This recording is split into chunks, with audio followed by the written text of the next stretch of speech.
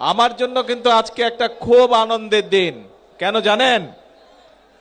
আজকে থেকে কয়েক মাস আগে যখন নির্বাচনের প্রথম প্রচার অভিযান শুরু হয়, আমি সিলেটের পবিত্র মাটি থেকে সেই প্রচার অভিযান কাজ শুরু করেছিলাম এবং সেই দিনে সিলেটের জনসভা শেষ করে আমি হবিগঞ্জে যখন জনসভা করছি, সেই সময় আমি হবিগঞ্জের জনসভার মঞ্চ থেকে বলেছিলাম যে বিএনপি যদি সরকার গঠন করতে সক্ষম হয় ইনশাল্লাহ, তাহলে আমরা আমাদের চা বাগান শ্রমিকে যে সকল মায়েরা কাজ করে তাদের জন্য আমরা ফ্যামিলি কার্ড দেব।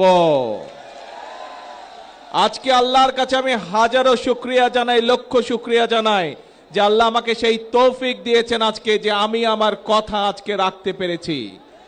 আমি আজকে আমার সরকার যে কথা আমি দিয়েছিলাম, আমার সরকার আজকে চা বাগানের শ্রমিকদের যারা নারী শ্রমিক আছেন তাদের কাছে আমরা ফ্যামিলি কার্ড পৌঁছে দিয়েছি আজকে। হ্যাঁ।